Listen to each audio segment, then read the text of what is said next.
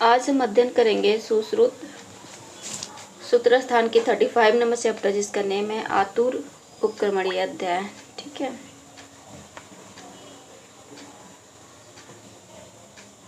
इसमें बेसिकली रोगी के जो आयु है इसकी परीक्षा के बारे में हम जानेंगे। ठीक है ना। और रोगी की चिकित्सा करने से पूर्व सर्वप्रथम वैद्य को रोगी की आयु की परीक्षा करनी चाहिए, जो कि हम अभी प्रीवियस चैप्टर में भी बताया हमने। इसमें क्या है, दीर्घ आयु रोगी के लक्षण जो बताया गया है, मध्यम आयु और अल्प आयु रोगी के लक्षण भी बताया गया है। लेकिन बेसिकली हमें यहाँ पे दीर्घ आयु रोगी किसे बोला गया है, 100 वर्ष वाले को, मध्यम आयु 70 ईयर्स को और अल्प आयु <70 ईयर्स वाले को बोला गया है। ठीक है। इसके अलावा इस चैप्टर्स में शरीर का परिमाण बताया गया है और व्याधि के भेद भी बताए गए हैं, अग्नि के प्रकार और उसकी चिकित्सा भी थोड़ी सी बताई गई है। ठीक है। उसके बाद से व्यय का डिवीजन तो है ही बेसिकली। इसके बाद से त्रिविध देश के बारे में भी बताया गया है। ठीक है, इसी चैप्टर में, तो ये रेफरेंस भी याद रखना है। त्रिविध देश इसी चैप्टर में, 35 नंबर चैप्टर में, और अग्नि के बारे में भी इसी चैप्टर में है। बाकी व्याधि का डिवीजन तो हम चैप्टर के नेम से ही पता चल जाएगा, आतुर उपक्रमणीय अध्याय। ठीक है ना।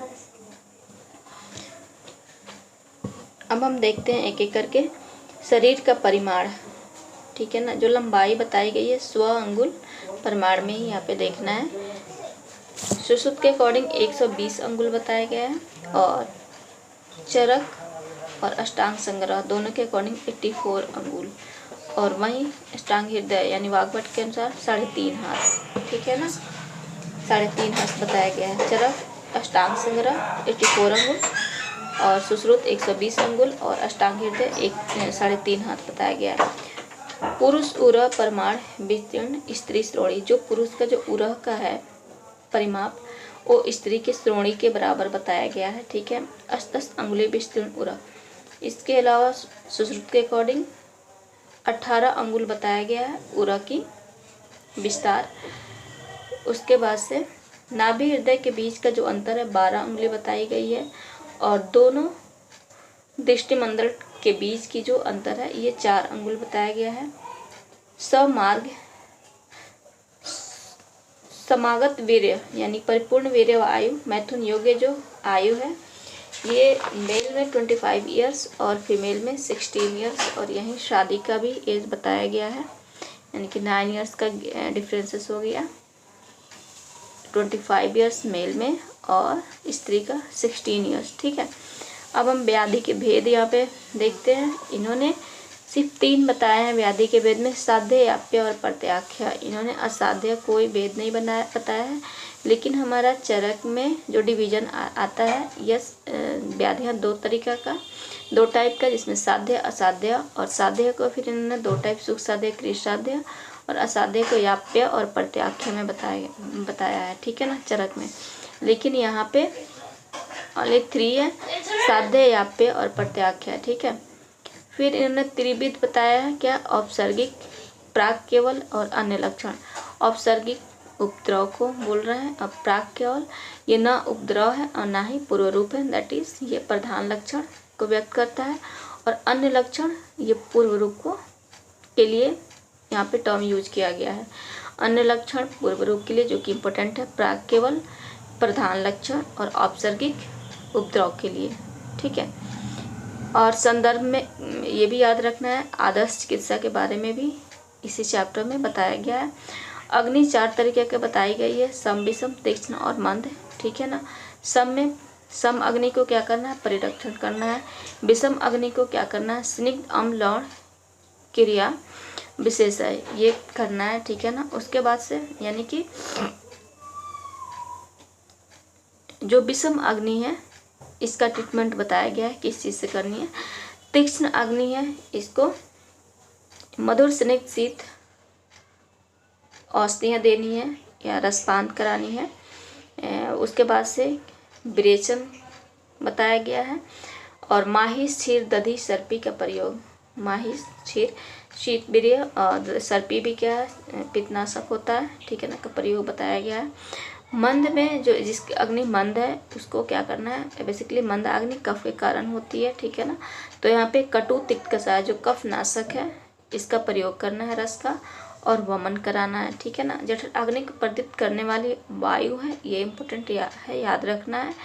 पास से प्राण, अपान और समान वायु, ये तीनों वायु क्या करनी है, जठराग्नि को प्रदीप्त करती है। फिर वय, मेन हम इस चैप्टर में अब देखेंगे वय त्रिविध वय के बारे में यहाँ पे वर्णन किया गया है।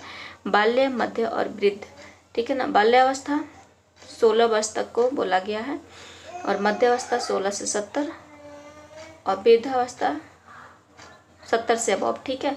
बेसिकली हम यहाँ पे एक याद रख लेंगे तो दो ऑटोमेटिकली याद हो जाएगा। 16 से 70 मध्यावस्था को बोला गया है, ठीक है। इसके नीचे बाल्यावस्था और इसके ऊपर वृद्धावस्था, ठीक है। फिर उन्होंने 16 वर्ष जो बाल्यावस्था है इन्होंने इसका 3 डिवीजन किया है, क्षीरब, क्षीरनाद और अनाद। क्षीरब जो क्या है, ओनली जो मिल्क पे रहते हैं, संवत्सर बोला गया है 1 वर्ष तक, और क्षीर अन्नाद 2 संवत्सर यानी कि 2 वर्ष तक, और उसके बाद से अन्नाद 2 वर्ष के बाद जो बच्चे हैं कम्प्लीटली अन्न पे शिफ्ट हो जाते हैं, ठीक है ना। तो 2 वर्ष के बाद अन्नाद। मध्यावस्था वहीं 16 से 70। उसके बाद से मध्यावस्था में फिर 4 डिवीजन बताया गया है, वृद्ध, यौन, संपूर्णता और हानि, ठीक है ना। वृद्ध किसको माना गया, वृद्धि वाले, यानी कि 16 से 20 साल तक को वृद्धि, यौन 20 से 30 वर्ष तक वाले, और संपूर्णता 30 से 40 और हानि 40 से ऊपर, ठीक है ना। में भी कहते हैं संपूर्णता, यानी कि जो संपूर्णता प्राप्त होती है ना, इस तरीके से हम याद कर सकते हैं। जब इंसान पढ़ लिख लेता है, जॉब कर लेता है, एक सेटलमेंट की बात आती है जब, तो बेसिकली 30 वर्ष तक तो स्ट्रगलिंग लाइफ ही होता है, 30 से 40 में इंसान सेटलमेंट होता है, तो संपूर्णता इस चीज़ को लिया गया है। और 40 के बाद लोग कहते हैं कि अब तो मैं बुढ़ापे की तरफ चलने लगा जनरली, ठीक है ना। तो यानी कि हानि, हम एक थिंकिंग के बिहार पे इसे याद कर सकते हैं, ठीक है। संपूर्णता 30 से 40 वर्ष तक, और हानि अबव 40 ईयर्स को, ठीक है ना। फिर उसके बाद से वृद्धावस्था आता है जो कि 70 से अबव बताया गया है। एक और यहाँ पे लेकिन चरक ने जो वृद्धावस्था बताया है वो अबव 60 ईयर्स बताया है, ठीक है ना।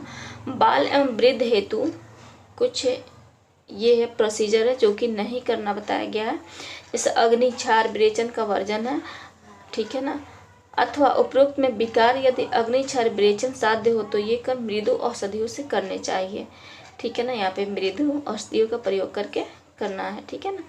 उसके बाद से 3 तरीके का देश के बारे में वर्णन है, ठीक है ना। यहाँ पे देखिए, चतुर अग्नि, त्रिवय, ठीक है ना, त्रिव्याधि, ठीक है। और फिर से एक और क्या आता है, त्रिविध देश के बारे में, जो कि अनूप, जांगम और साधारण होता है, ठीक है।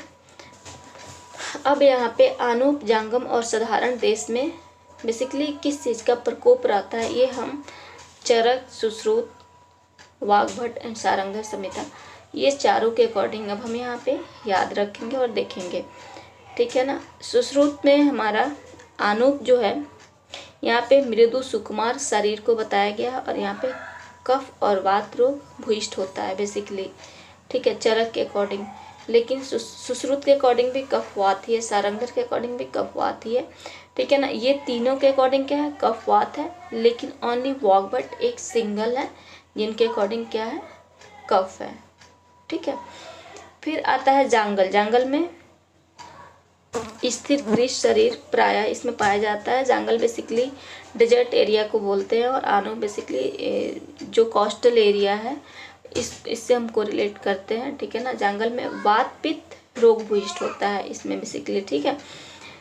लेकिन चरक के अकॉर्डिंग पित्त वात है ओनली, सुश्रुत के अकॉर्डिंग वात पित्त है, और सारंगधर में तीनों है, ये याद रखना है। वात पित्त और रक्त को बताया है, और वाग्भट ने ओनली वात को बताया है, ठीक है ना। साधारण में उभय देश लक्षण तीनों ही पाया जाता है, ठीक है, तो दोनों के ही लक्षण मिलते हैं साधारण में, ठीक। अब हम कैसे इसको याद करें, बेसिकली देखते हैं हम। जो हमारा सुश्रुत में है, ठीक है ना, अनूप के लिए कफवात, वही चरक के लिए, वही सारंगधर के लिए है, ठीक है ना। वाग्भट में सिंगल सिंगल है, हम इसे याद कर सकते हैं। अनूप पानी, पानी से यानी कि ठंडा ठंडा, बेसिकली कफ, ठीक है ना। तो वाग्भट में सिंगल सिंगल ही है, कफ और वात ही है, इसके साथ सिंगल है। जैसे अनूप पे ओनली कफ है और जंगल में ओनली वात है, ठीक है। वाग्भट सिर्फ सिंगल सिंगल रखे हैं। उसके बाद सारंगधर, सारंगधर में शारंगधर र बेसिकली इसमें ज़्यादा आता है, ऐसे प्रोनाउंसिएशन से देखते हैं, देख रहे हैं, ठीक है ना। तो वात पित्त और रक्त, शारंगधर में र, ठीक है ना, इसमें रहेगा, सारंगधर में रहेगा क्या, आर भी रहेगा, यानी रक्त भी रहेगा, वात पित्त और रक्त, ठीक है ना। उसके बाद से हमारा आता है सुश्रुत, तो पता ही है, हम जो पानी वाला एरिया है वहाँ पे क्या ठंडक भी रहेगा और हवाएं भी चलेंगी, तो वात और कफ। और जो मरुस्थल एरिया है, डेजर्ट जंगल वाला, वहाँ पे वात और पित्त, ठीक है।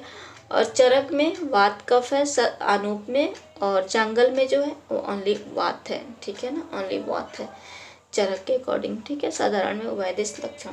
इसके बाद से हम देखते हैं क्रिया संकर हितकर नहीं होता है, यानी कि यहाँ पे क्रिया संकर उसको बोला गया है।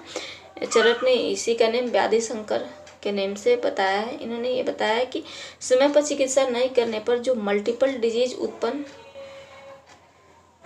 हो जाती हैं और जो कि कष्ट साध्य हो जाता है डिजीज, इसी को क्या बोलते हैं, व्याधि संकर, ठीक है।